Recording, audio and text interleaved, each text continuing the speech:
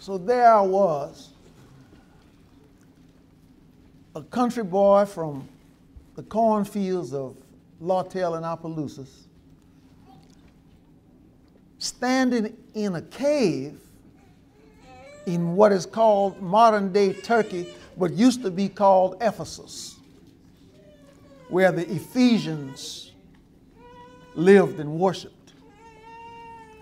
And standing in that cave, the walls of that cave were still covered with wax from the candles that the Christian used 2,000 years ago, where they had to go into the cave and hide to worship. If you're with me, thank you. You may be seated now.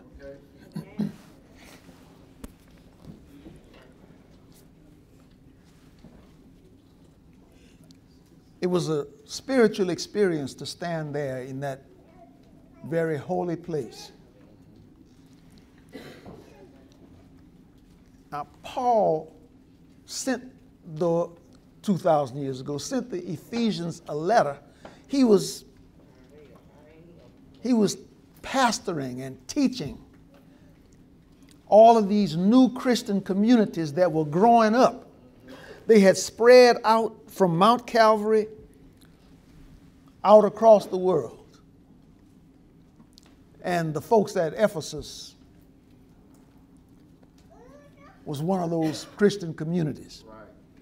Paul was teaching these communities how to grow, how to become stronger, and how to prosper. Kind of like we're doing right here, right now.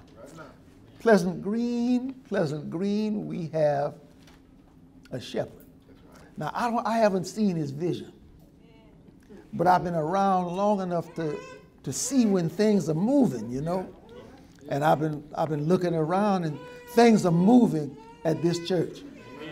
Big things are about to jump off, as the young folks say.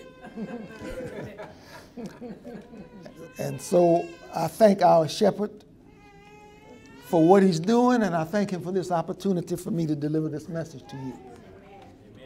Now, I was talking about Paul. Yeah. In his letter to the Ephesians, Paul sets up the model for authority. God, husband and wife, children. God, husband and wife, children. Easy, simple, but it works. That's the model for the passing of authority. God gives us the word. He gives it to mother and daddy. And mother and daddy passes that word on to children. Our communities today are dangerous. Our schools are failing.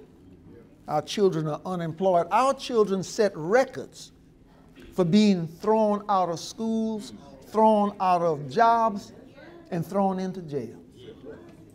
One reason for that is our too frequent lack of respect for authority. Right now, there's not enough obedience in our homes. Right now, there's not enough obedience in our families. There's not enough obedience in our hearts, my brothers and sisters.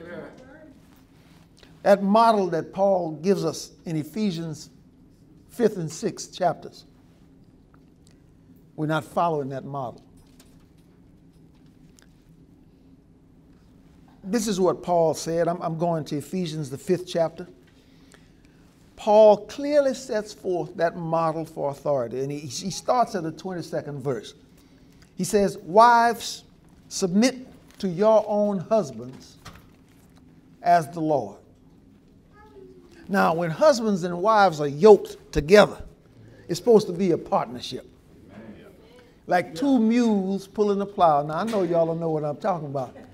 But when I was a boy growing up in the country, folks would take two mules. Now, a mule kind of looks like a horse, but he's a short, stocky, strong horse. They're not fast as horses, but they're a lot stronger than horses.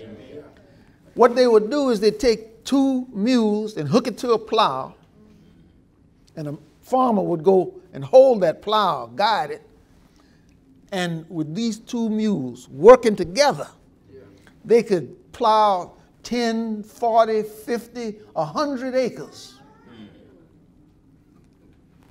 Because they worked together. They worked in unison. And that's the way a husband and wife are supposed to be, a partnership in unison. There's no situation that a husband and wife should arise that common sense and love cannot bring them to a unified decision. But if the situation arises where a husband and wife cannot agree, Paul gives the last word to the husband.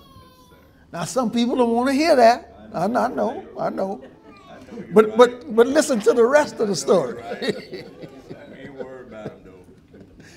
Listen to the rest of the story. He gave the last word to that husband with the understanding that the husband would only use that last word in a godly fashion. And he says right there, the 28th verse, so husbands ought to love their wives as their own bodies. He who loves his wife loves himself. For no one ever hated his own flesh. The model for authority, the model for obedience is God gives the word to husband and wife. Husband and wife give it to the children. Paul didn't leave out children. He didn't give children a free pass when it comes to obedience. Children must be brought up under Paul's model of authority and obedience. He says it right there in the 6th chapter, the 1st verse of Ephesians. He says, children, obey your parents in the Lord, for this is right. Now, look at the way he did it now. First, Paul sets up the authority. Children, obey your parents. And then he comes right back and he sets up the responsibility in Ephesians 6:4. He says, and ye fathers, now let me translate that. He's talking about fathers, mothers, grandparents raising grandbabies, anybody who's raising children. He says, and ye fathers, provoke not. That means don't lead. Don't lead your children to wrath, but bring them up in the nurture and admonition of the Lord. Children, obey your parents. Parents, bring your children up in the Lord. That's what he commanded us to do. He commanded, don't bring your children up in the ways of the world, but follow the ways of the Lord. So I'm driving my car up to a red light in Opelousas. I got my 95-year-old mother sitting in the seat right beside me, and my 3-year-old daughter in the baby seat behind me. And this guy pulls up on the side, and his music is blasting. And songs talking about women. And some of the language, some of the words that were used. Well, I had to put my windows up and I had to start talking because I got a 3-year-old baby girl, and how am I going to explain to her? She's just coming into the world. She's trying to make sense of what she hears. How am I going to explain to her these words being applied to women? And I look over on the side, and there's my mother. She's 95 years old. She's been a teacher, principal. All of her life, she has sacrificed to lift us up. How am I going to explain to her that this is, it's okay somehow to be going on? She wants to know where's his mama. Because what kind of mama going to let him be participating in this? That young man and his music were not following the ways of the Lord. Let me ask you a question. Do y'all know the number one cause of death of young black men? No, it's not cancer. It's not high blood pressure. It's not diabetes. The number one cause of death of young black men is other young black men. Amen. It's not the police. Yes. It's us killing us. Amen. That's right. Amen. That's not following the ways of the Lord. Amen. Our schools don't teach our children skills and trades and discipline and morality like they used to. That's government not following the ways of the Lord. At our schools today, you can see young girls almost naked, marching and dancing. Why can we publicly parade the sexuality of our daughters and we can't even say a prayer at the opening of school? Amen. We can't even bless our school lunch. That's not following the ways of the Lord. Amen. Yeah. Obey your parents in the Lord, for this is right. That means, parents, that you must be in the Lord. It means that you must be following His way. Yeah. He gave you dominion. He gave you authority over your house. Mother, father, grandparents raising grandbabies. He gave you authority, and he said, bring them up in the admonition of the Lord. Now, you got to understand, admonition is not advice. Admonition is not a suggestion. Admonition is the commandment of the Lord. Bring them up in the admonition of the Lord. So, children, obey your parents. Parents, lead your children in the Lord's way. That simple formula, that easy to understand model is missing from our families today. It starts early and it gets worse. We see it in Walmart. Little Johnny Bad Muffin running up and down the aisle, knocking over the Campbell's soup can, pulling down the potato chip bags, trying to open them. And you hear it all through the store. Little Johnny, come back here now. Little Johnny, stop that. Little Johnny, wait, wait, don't step in it now. Come on back here.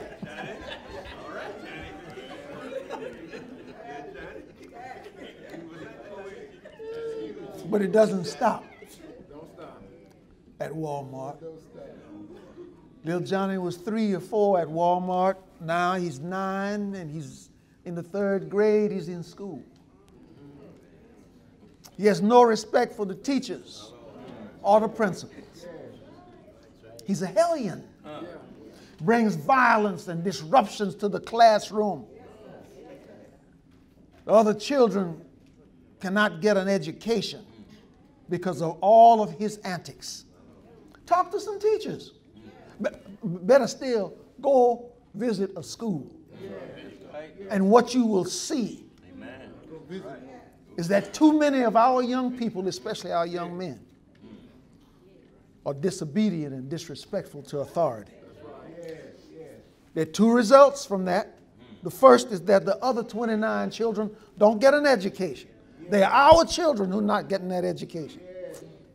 And the second reason, the second result, is that little Johnny Bad Muffin gets medicated. He's on Ritalin, Adderall, some of those other drugs. And you know where that leads? In just a few years, He's going down a bad road. And because of his disrespect, he has a high probability of being pushed out of school, suspended or expelled. And I'm sad to say it doesn't stop there.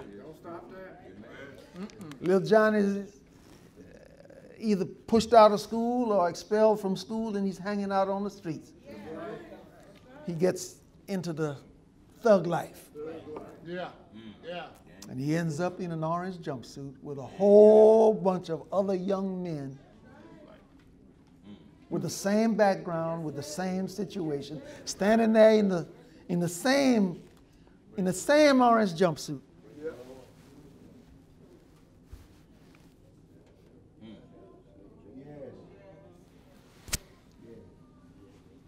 And where did it start? For all of them, it started at home. At home, they were not taught respect for authority. They were not taught to obey. No obedience at home, no obedience at Walmart, no obedience at school, and now little Johnny is Big Johnny. Big Johnny is on the streets. And Big Johnny comes into contact with the police officer. Now I want you to check this out. Most of these police shootings start with an act of disobedience. The cop comes up and says, "Let me see your ID." Big Johnny says, "Come on, man, I ain't doing nothing, gone. Go away. Go away. Leave me alone, man."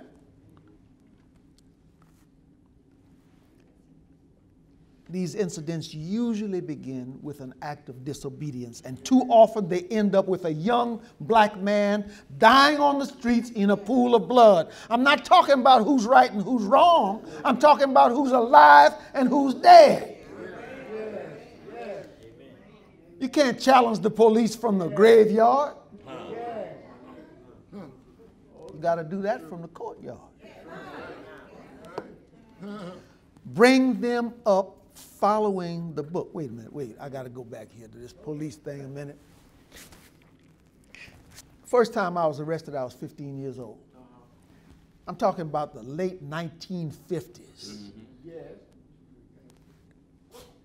Police, there was a whole lot more racism. But there were a whole lot fewer police killings then.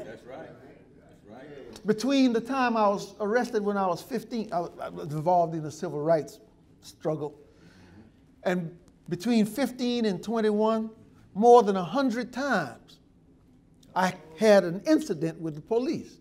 Many of those ended in arrest. Many of them ended in just being stopped and harassed a little bit.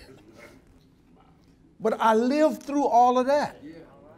Because my mama and daddy taught me respect for authority. How is it that today, when there's a lot less difficulty than there was in the 1950s, how is it that today there's so many more shootings? One of those reasons is the lack of respect for authority. Like I said, brothers and sisters, you can't challenge the police on the streets. You've got to challenge them in court. Can't challenge them from the graveyard. If you want God to bless your children, follow the book. If you want God to lift and protect your children, follow the book. And remember one thing. Before you can teach obedience, you must know obedience. You must know how to obey. You must be the model for your children to follow. He set up that neat little chain of command. God gives the word to you and you give it to your children. You obey God in his ways, your children obey you in God's ways. Amen. Remember now, he gave you dominion and control. That's right. Yeah. He gave you authority at your house. Amen. Brothers and sisters, Pleasant Green, it's time for us to use our authority. Amen. You have the power to set the rules at your house. You get to say who goes to bed and at what time. Amen. What time they get up. Amen. You get to say, turn off the TV. Amen. Put those video games away and do your homework. We're not exercising our authority and our community suffers. Our community suffers the disease of disobedience and disrespect. And we reap it in murder, unemployment, dropout, incarceration. We can either eradicate this disease or we can let it destroy us. It's our choice. It's your choice. We can either follow Paul's model. We can either do it his way or we can do it our way. But our way is not working. Let us try the Lord's way.